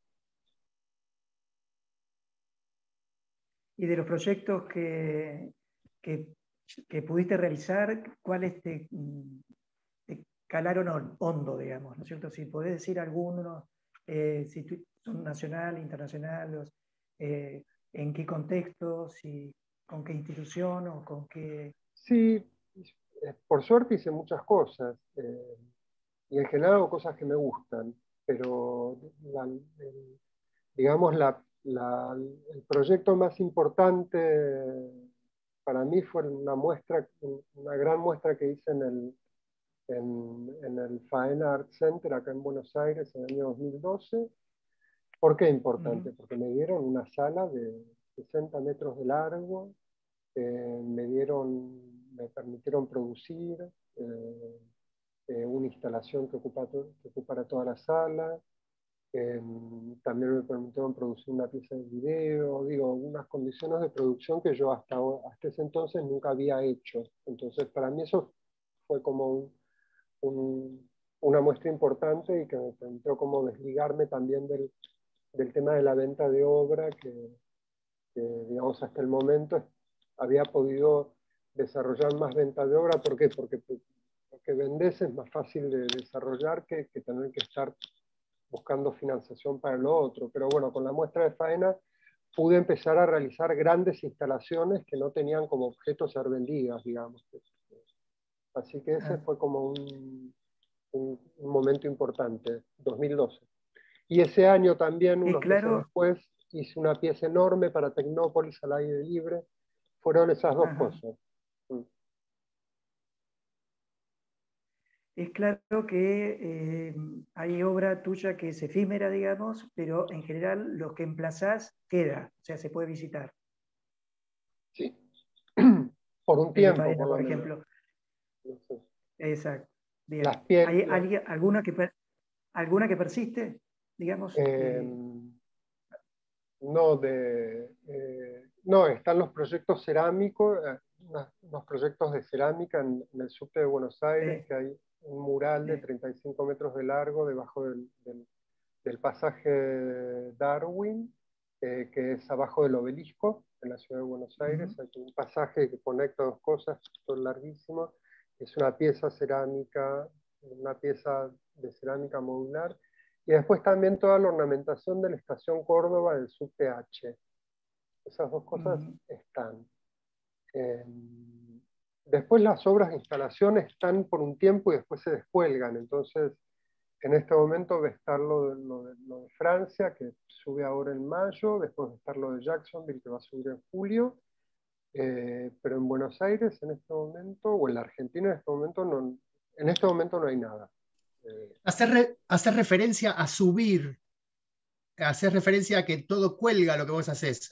¿Trabajás algo también en el piso, montajes en el piso?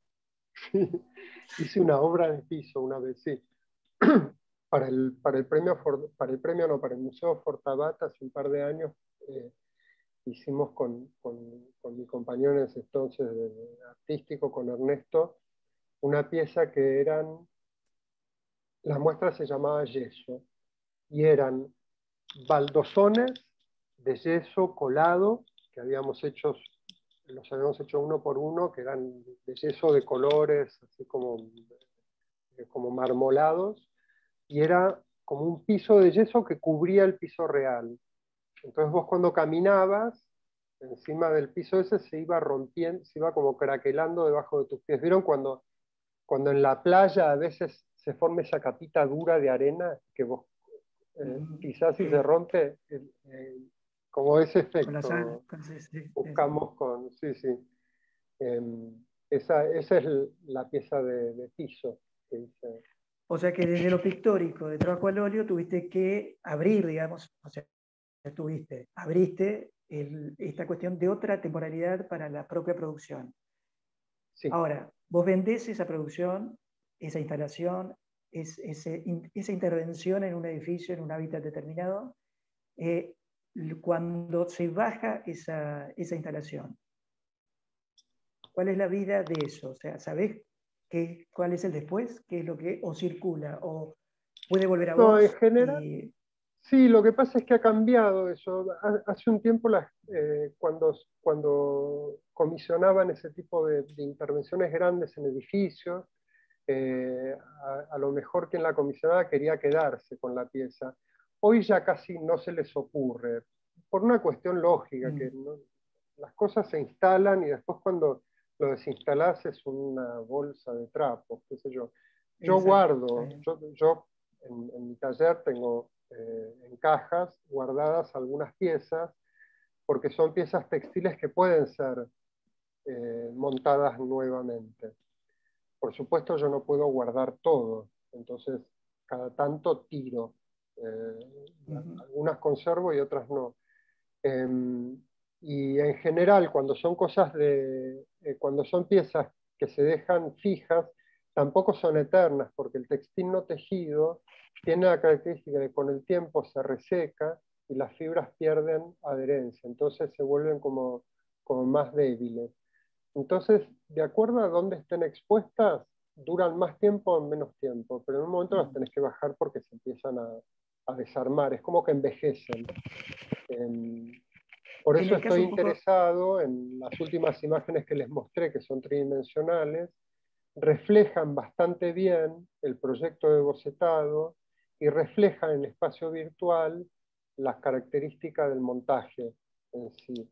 Entonces, por eso estoy poniendo unas fichas a eso, porque me interesa como una manera de conservación de la obra, aunque sea virtual. El tema del archivismo es importante también. O sea, de tener archivos de todo y es una forma de preservarlo y de dar esa otra temporalidad, ¿no? Que por ahí lo efímero no tiene.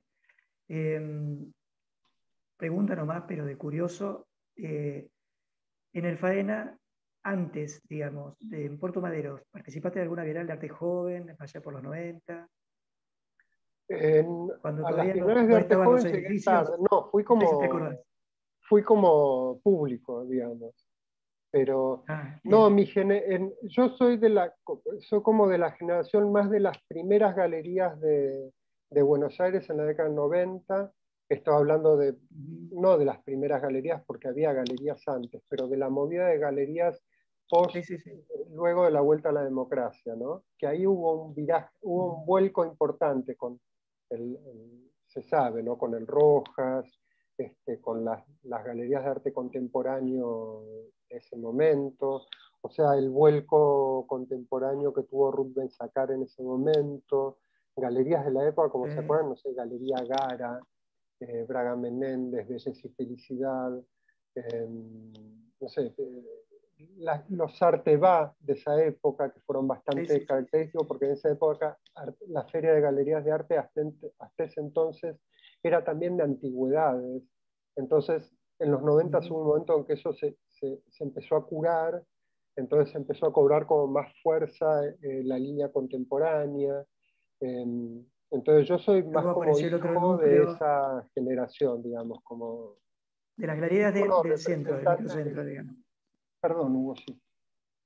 De la galería de microcentro, digamos. Después se fueron abriendo las de Palermo, ¿no? Sí. Palermo.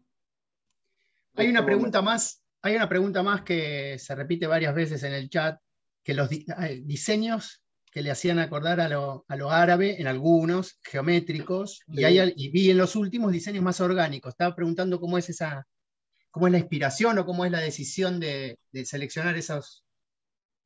Sí, es que para mí la inspiración viene de afuera, viste que es como que inspirás y el aire viene de afuera.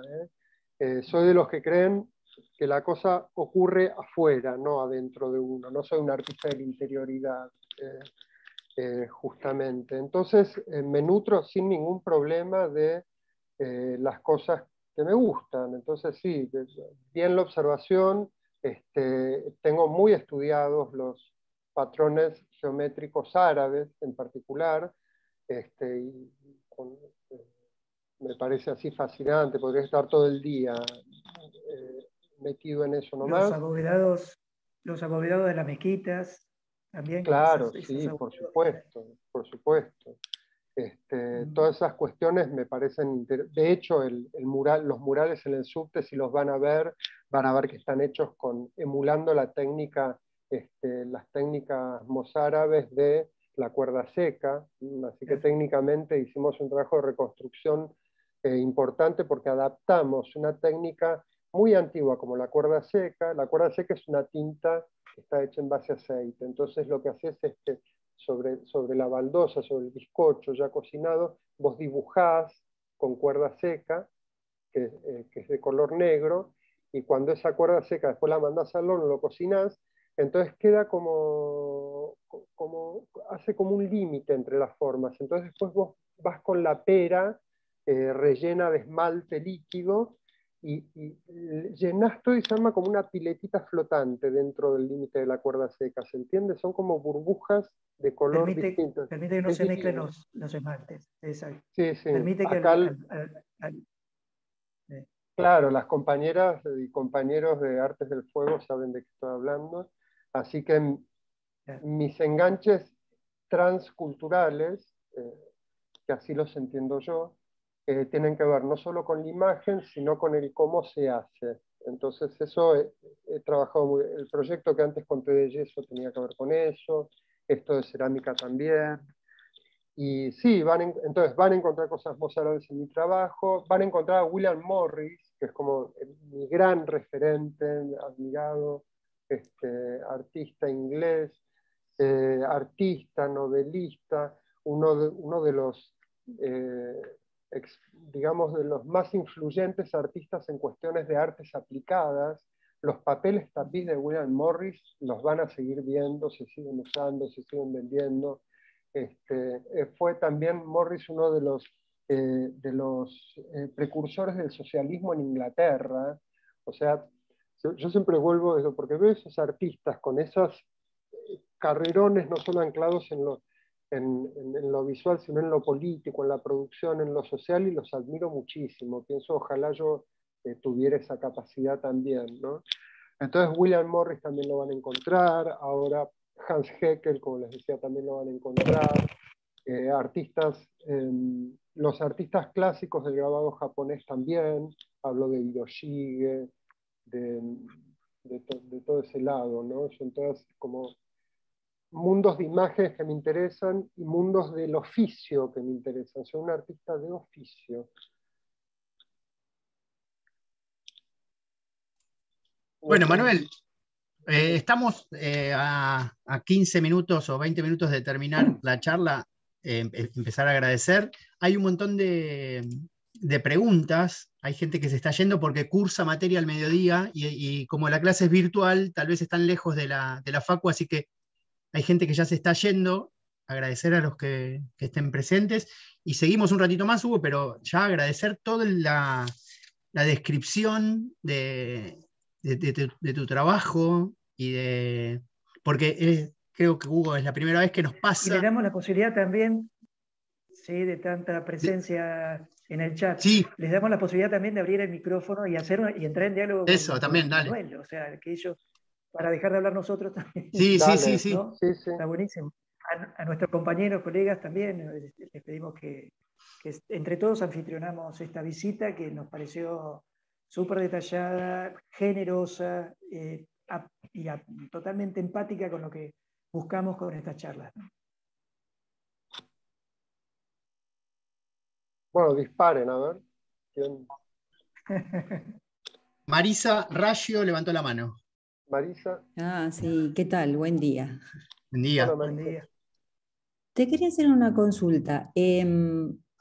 Anterior a esa exposición que hiciste en el 2012 en el Alan Faena, que era todo un tema, decías vos, que hacías cuadro pictórico con óleo. ¿Esa fue la primera, o sea, que te abrió al tema de instalación de gran espacio? ¿Cómo pudiste abordar eso? Porque debe haber sido un cambio de exponer en galerías, en lugares pequeños, a todo eso tan grande, ¿no? Porque fue un cambio fue un cambio grande. Sí, en mi caso fue bastante instantáneo, fue bastante inmediato. Yo venía pintando, como les contaba, venía pintando al óleo, hacía como unos cuadros medio surrealistas, autorreferentes, muy propios de lo que era el barrio joven en ese momento. No sé si recuerdan, quienes hayan estado en Arteba en esas épocas, recordarán que, porque hay casi como un estereotipo de la pintura joven de los Sí, 90. sí. Me sentía como un agotamiento, no sé qué. Entonces empecé a trabajar con Josefina Lamar, esta artista performer, porque ella estaba haciendo un trabajo con polleras. Había hecho una performance que me había gustado mucho. Josefina había desarrollado la capacidad de girar sin parar, como muchos bailarines pueden hacerlo. Y a esto había sumado una serie de 3 polleras concéntricas, ¿no? Con diferentes alturas. Entonces ella giraba y después de 2 minutos de verla es como que se transformaba como una especie de llama de fuego, como una cosa abstracta, era muy hipnótico. Entonces, a partir de eso dijimos, bueno, hagamos algo juntos, ¿qué podemos hacer? No sé qué. Bueno, nos empezamos a encontrar todos los viernes, todos los viernes 1 hora, 2 horas. Simplemente nos juntábamos, tomábamos té, hablábamos, qué sé yo, pensábamos qué hacer. Y a partir de esa reunión salió la idea de hacer este ambiente de papel calado, hecho con papel de barrilete, y que la performance estuviera articulada de manera que ella lo fuera destruyendo. Entonces, conseguimos a través de un amigo, de un compañero también de la facultad, de Fernando Brizuela, que ahora es jefe de montaje de Malva desde hace muchos años, y Fer nos programó esta performance en una peluquería. Eso era algo muy de la escena de los 90 acá en Buenos Aires. En una peluquería que quedaba justo a la vuelta de lo que iba a ser la Fundación Telefónica, que estaba como en construcción en ese momento, en reciclando el edificio. Hicimos esa performance, que era como un cubo de papel marrón calado de 4 metros por 4 metros, 5 minutos, ella adentro destruyendo todo. Salió increíble, a tal punto que 3 semanas después estábamos presentando una obra gigante en Telefónica, una pieza de 6 metros de alto, o sea, la misma performance, pero más agigantada. Así que yo te diría, Marisa, que fue de inmediato, ¿viste? Fue encontrar la cosa y enseguida la cosa abrió, ¿viste? No fue una cosa de no ir buscando, no, fue cuando acertás, te das cuenta, o sea, la respuesta del medio fue inmediata. Y a partir de ahí fue lo que les decía, el Premio Nacional de Rosario fue un premio de estos papeles, o sea, se empezó como a abrir el camino, ¿viste? Como una cosa de demanda de este tipo de piezas o situaciones. Buenísimo, muchas Así gracias. que confíen en Sí, que la cosa se da. Hay que insistir, ¿viste? A veces son muchos años que uno está dando vueltas, pero cuando acertás con algo, la respuesta es inmediata, te das cuenta. Muchas gracias, muy bien. Y eso de realizar con papel barrilete, que la gente también pueda participar y tocar, eso está muy bueno. A mí me gusta, cuando voy toco, aunque no puedo, pero bueno, entonces hay veces que no se puede, pero el material está bueno tocar. Muchas gracias. No, gracias a vos. Ahí Nahuel Longrini está con la mano Nahuel, levantada. sí, claro. ¿Qué tal? Buen día, Manuel. Buen día a todos. Bueno, Manuel, muchas gracias por participar de este encuentro y quiero darle las gracias también a la cátedra por traer artistas que muchas veces son de inspiración para nosotros que nos encontramos todavía en una etapa de formación y aprendizaje. Y me anoté 2 preguntitas que quería hacerte. Por un lado, vos hablabas de que cada artista va con su maletín, digamos, ¿no? Con su cartera, que por ahí puede significar su manera de trabajar, cómo lleva su laburo. y me dispararon dos preguntas. Una es, ¿cómo resolvés los pagos internacionales? Porque si bien vos sos un artista argentino, te manejas mucho en el contexto internacional. Mi pregunta va puntualmente a la situación actual, donde considero que hay un gran pasamanos en lo que es la entrada de dinero de afuera. ¿Cómo resolvés vos este ingreso? Eso por un lado. Y por el otro, ¿cómo manejás la relación con el cliente? La pregunta que te quería hacer era si vos tenés para compartir con nosotros alguna anécdota de alguna experiencia que por ahí haya sido divertida o no, de cara al cliente en tus comienzos, ya sea como alumno o ya siendo profesional, por ahí amateur. ¿Y cómo te sentís hoy en una comparación después de tantos años de trabajo, ¿no? Para abordar este trato? Bueno, con respecto a la plata, ¿y qué temas? Es un problema el dinero para proyectos, es un problema el dinero siempre, punto. Yo soy monotributista, atención, siempre tratando de no caerme, muy variable en los ingresos que uno tiene, como yo siempre hablo de mi caso, después habrá otras experiencias. Pero yo siempre me he arreglado siendo monotributista, siempre me ha alcanzado ese máximo de entradas, nunca me he pasado del máximo que permite el monotributo, cosa que está bueno porque es un sistema de tributo y de impuestos fácil, me parece que sirve, espero que siga existiendo porque me parece que para los artistas nos sirve. Ahora, ¿qué pasa? Cuando uno va, como me pasó el año pasado o el anterior, que tuve un cliente que me quería pagar desde afuera y uno va y le dice, sí, pagame en mi cuenta de Banco Nación, ¿no? Toma, acá tenés, haciendo la transferencia. ¿Qué pasa? Ahí empieza a haber un problema, porque ingresar divisas a través de una caja de ahorro del Banco Nación es un proceso que puede tardar hasta 6 semanas. Me explico, desde que la persona deposita en su banco en Estados Unidos, por ejemplo, no sé, ponele $1.000, que te depositan $1.000, bueno, vos los recibís acreditados en tu cuenta, más o menos 6 semanas después, y los recibí especificados al momento en que se realizó el depósito, o sea que los recibí ya devaluados y en pesos. Entonces, es como que en el camino más o menos es como un 40-50% que se pierde de dinero. Eso si haces las cosas como uno debería hacerlas, ¿no? Como deberían ser. Así que bueno, no está muy pensado para que uno salga a vender al exterior cosas, es bastante complejo.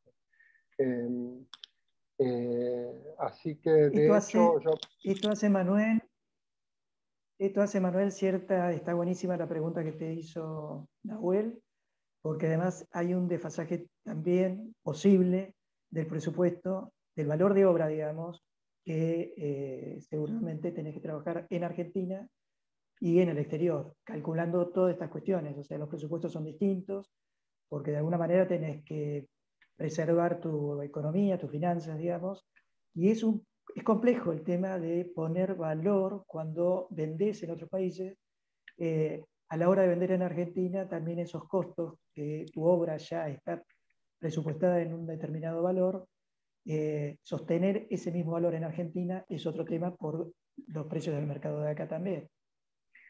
Por los precios y por el mercado, por el tamaño del mercado, digamos. Es raro. Exacto. Porque yo les recomiendo no pensar que el mercado tiene que ser de determinada manera y que lo de uno se acomoda al mercado, sino al contrario, tratar de entender cuál es el mercado que yo puedo producir con mi obra. En mi caso, la venta de objeto artístico no es tan importante, o yo no le he puesto tanto las fichas, en parte por eso, porque es un lío.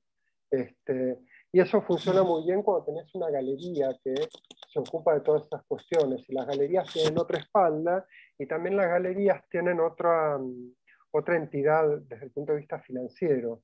¿Me explico? O sea, las galerías no son monotributistas, son responsables inscriptos, entonces pueden mover otros volúmenes de dinero, cosa que uno como monotributista no puede. ¿Me explico? Entonces conviene, en mi caso yo trabajo yo voy viendo a partir de lo que voy haciendo. Entonces parte de mi trabajo tiene que ver con proyectos que la venta de proyectos no son objetos, son proyectos, es distinto. Porque además como monotributista vos no podés vender objetos. ¿Me explico? O sea, vos como monotributista vos podés prestar servicios. Si vos empezás a vender objetos, tenés que ser responsable inscripto. Si sos responsable inscripto, tenés que pagar una serie de impuestos, pero para pagar esa serie de impuestos vos tenés que tener un ingreso, digamos, una regularidad en los ingresos, cosa que en el campo artístico no ocurre. Entonces, mi recomendación para que me dirán, ay, son problemas de ricos. No, son problemas de quien produce y trabaja. Entonces, háblenlo muy bien, asesórense muy bien, tengan un contador o una contadora que los asesore y vayan a medida de la producción que vayan haciendo. Porque bueno, hay que poder durar en el tiempo en esta profesión. Hay que poder durar en el tiempo. Eso con respecto a la plata. Hay versiones más contemporáneas para cobrar afuera. Yo últimamente lo que hice es que vieron que hay unas cuentas como neobancarias que son como unas pseudo cuentas bancarias en el exterior. Bueno, yo para estas cosas prácticas me terminé abriendo una cuenta en Puerto Rico que se abre por internet en un banco de estos nuevos bancos. Entonces, para estas cosas, para que me paguen los $1000 del proyecto y no sé qué, les pido que me los pasen por ahí. Y después cuando voy de viaje, no sé qué, lo saco con la tarjeta. ¿Me explico? Hay como maneras de resolver sin terminar en la transferencia al Banco Nación, que yo les digo honestamente, yo sé que no es legal lo que estoy diciendo, pero yo no les recomiendo que se hagan hacer, si tienen la suerte de cobrar algo de afuera, no lo hagan a través de una transferencia, porque no está pensado, no está pensado para nosotros. Exactamente. No conviene, no sirve. Eso con respecto a la plata. Después hablen, esto es mi experiencia, compañeros, no sé, ustedes saben. Después con respecto a los clientes, lo que les puedo decir que la primera obra grande que vendí en la Galería Braga Menéndez, que era una caja de papel escalados enorme, no sé qué, que la compró Emilio Campo, un coleccionista de acá, era la primera que hacía, me hablaban de cuánto tenía que durar la obra. Como yo no sé, yo la hice, yo la pegué con los materiales que tenía y la armé con los materiales que tenía, y bueno, a los 6 meses empezó a desintegrar la pieza, empezó a despegar toda, a caer. Nada, tuve que retirársela, llamar a mi amiga, a mi compañera de Bellas Artes, que era, después de unos años se había transformado como una gran restauradora, y le tuve que pedir que por favor me asesore a cómo hacer para que esas piezas duren lo que pide el mercado. Entonces, ahí tuve que aprender los rudimentos de los papeles libres de ácido, por eso a partir de ese momento las piezas de galería que vean mías van a ver que tienen materiales archival, se dice en inglés, que son materiales que no tienen ácido, pegamentos, los vinílicos nunca usas plasticolas, sino que siempre usas el vinílico libre de ácido, que venden, si estás aquí en Buenos Aires, lo venden en la casa Decora, que es una casa especializada en restauración. Si haces dibujos, hácelos en papel libre de ácido, ¿viste? Hoy día no uses cualquier cuaderno, por si acaso, vos nunca sabes si ese papelito lo vas a querer vender, si a alguien le va a interesar. Así que bueno, lo gracioso es que este tipo, Emilio, apostó, me compró la primera obra, a los 6 meses me la tuvo que devolver, la tuve que clonar, que esa es la primera vez que me tocó hacerlo, y después lo tuve que hacer un par de veces más, clonar una pieza, copiarla exacta en el material correcto, y bueno, después de eso lo tuve que hacer con toda la primera serie de piezas que había hecho. Eran 5 o 6 cajas que tuve que clonar y devolver al cliente, digamos, cambiársela al cliente por la original. Y me había hecho una tercera pregunta. En ese caso yo te consulto porque a veces los contratos, digamos, otra de las cosas también para trabajo mural que muchas veces no se hace, es generar contratos, digamos, entre partes. Que por ahí en determinados trabajos es interesante porque habla del compromiso de ambas partes, ¿no? Sí. En el caso que nosotros lo que planteábamos también es la posibilidad de concebir dentro de este contrato tener la certeza de que iba a ser restaurado y que íbamos a ser consultados para esa restauración. O sea, que vueltos a llamar para. ¿Vos incorporás alguna cláusula de estas si haces algún tipo de contrato o de estos acuerdos entre instituciones o por ahí con estos privados, con este tema? Esto es por nada, por buena persona, por buena gente, clonaste esa producción, ¿no es cierto? Que resultó ser efímera, para que no sea tan efímera. Sí, digo, hoy no, por hoy. yo soy más en de... cuenta para próximas ventas? No. No, yo soy más de conversar las cosas. Mi experiencia con he firmado muchos contratos. Mi experiencia con los contratos, en particular, a mí lo que me ocurre es que en general trato de no modificar lo que me mandan, porque en mi experiencia cuando uno empieza a incorporar modificaciones, a veces esas modificaciones tienen que ver con lo real y a veces tienen que ver con lo virtual, entonces a veces se embarra mucho al tratar de modificar contratos porque quien lo redacta se pone paranoico, uno también. Entonces yo personalmente evito ponerme muy puntilloso, sino que trato de fijarme que no haya ninguna barbaridad en el contrato, firmo y ok. Y después lo demás siempre lo converso y siempre me manifiesto muy cerca del asunto. Pero yo creo que tenés razón, Hugo, que habría que incluir esas cosas. Por ejemplo, uno de los murales que emplacé ahí en el que está bajo el 9 de julio, fue vandalizado, le faltaron piezas. Yo me ofrecí a hacer las piezas de nuevo y volver a ponerlas. No lo logré, no logré un acuerdo por parte de SBASE, que es Subterráneos de Buenos Aires, que es una empresa público-privada. No hubo manera y no hay manera, y yo veo cómo se sigue deteriorando, y es un mural hecho de cerámica esmaltada, o sea, no es, es algo que tendría que durar para siempre, y no hay manera, no encuentro entrada a poder resolver ese tema, quedó fuera de mi alcance, que es otro tema. Uno no puede estar tampoco, uno no puede ser responsable de cada pieza que hizo, ¿entendés? Porque es inhumano, no alcanza. Después de qué sé yo, 10, 20 años de trabajo, no podés ser responsable, sino que cada uno que compró una pieza o que le encargó tendría que hacerse cargo de mantenerla y demás. Cosa que, bueno, no siempre ocurre, lamentablemente es así. Manuel, queda la última pregunta de Facundo. Sí. Que levantó la mano, ahí abrí el micrófono, Facu. ¿Qué tal, Facundo?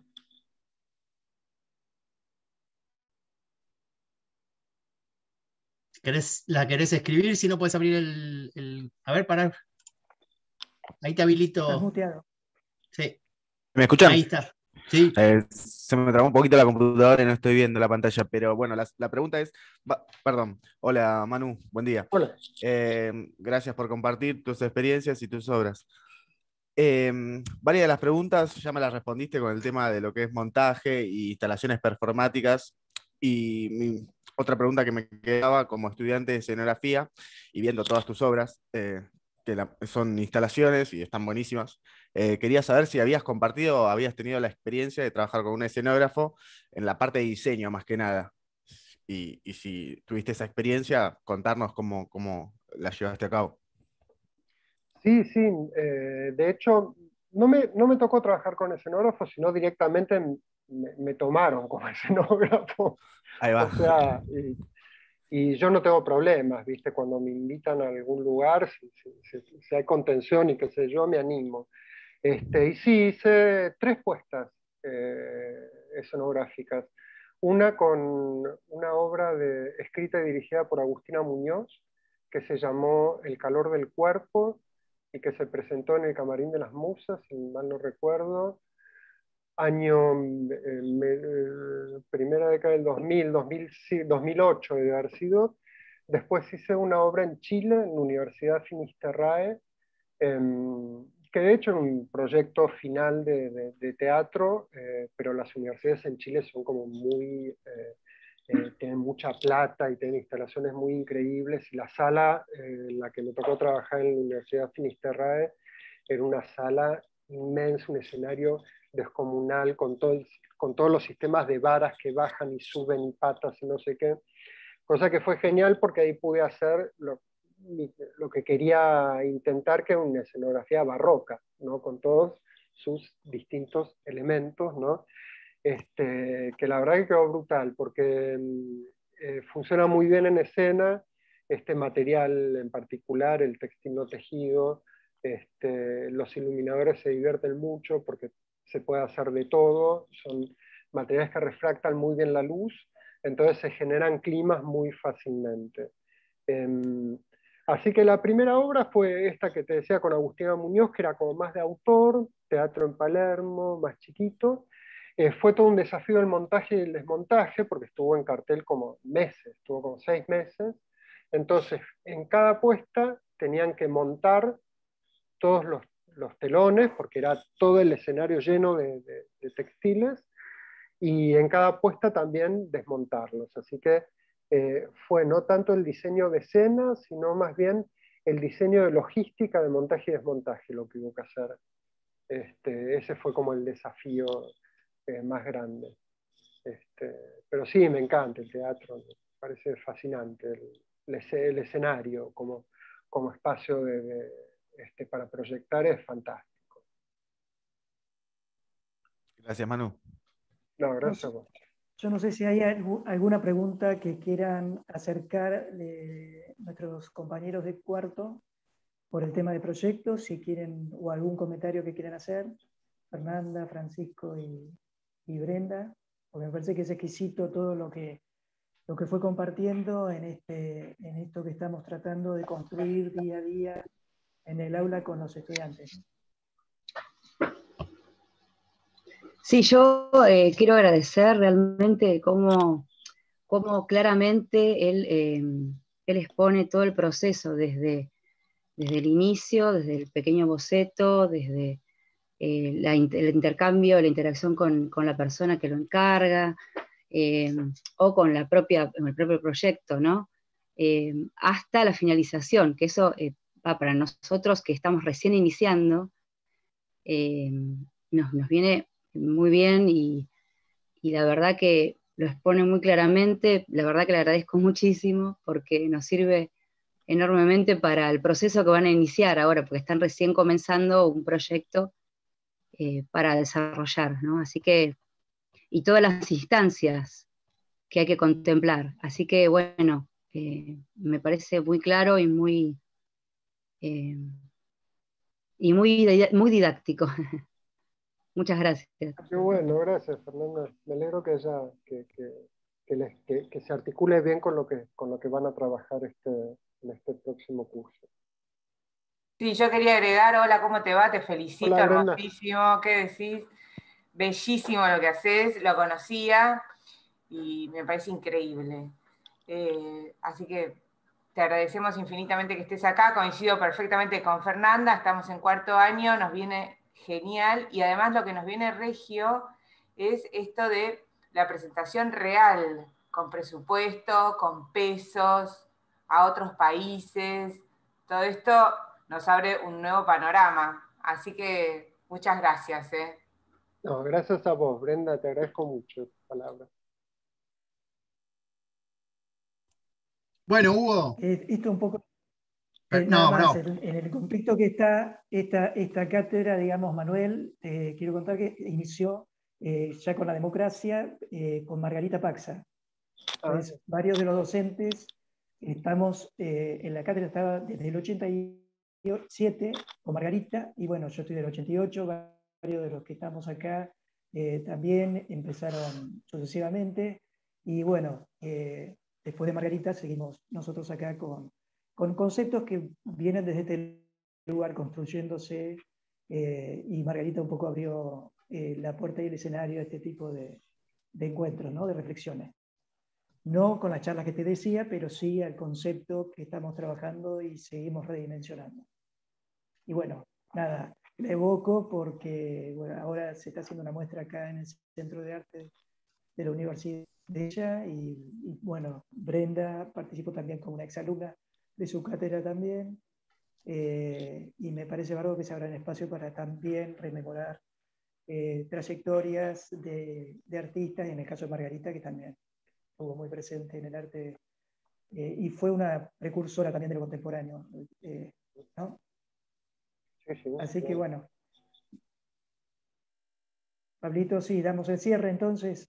Sí, agradecerte, Manuel. A muchos, bueno, como repito, muchos alumnos tienen que ir a cursar y están lejos tal vez de la facultad, así que se retiraron un ratito antes, pero agradecen en el chat toda la info que nos dejás, el detalle, como decía Fer y Brenda, el detalle de tu laburo, que no es solamente lo que mostrás en imagen, sino todo lo que pasa por detrás. Así que agradecerte, y yo no conocía tu laburo, así que ahora sí estoy siguiéndote en las redes, me parece increíble. Eso, síganme en las redes. Ahora hay que hacer eso. Me buscan por mi nombre y síganme. No, yo te sigo hace. Yo te sigo hace años, quería incorporar obra tuya en los teóricos, siempre encuentro las resoluciones de las fotografías son de baja resolución, gran tamaño, me dificulta mucho presentar, claro, lo que hay en redes, siempre está protegido, obviamente, y de baja resolución, con lo cual está buenísimo poder tener material tuyo para que nos brindes, digamos, para ser más fieles lo que estamos mostrando en los conceptos incluso de curaduría y de montaje que a vos te relacionamos obviamente con lo monumental y espectacular, ¿sí? Como línea curatorial. Así que bueno, genial. Manuel, gracias a ustedes, gracias. Una alegría estar en contacto con ustedes, una alegría. Igualmente para gracias. Gracias a todos. Increíble la obra, increíble. Gracias, María. Bueno, hasta otra vez. Abrazo inmenso. Buena seguimos cursada para todos. Sí. Bueno. Gracias, adiós. Manuel. Adiós. Chao a todos. Muchas gracias. Gracias a la Muchas gracias. Muchas gracias. Muy rica la charla, gracias. Hasta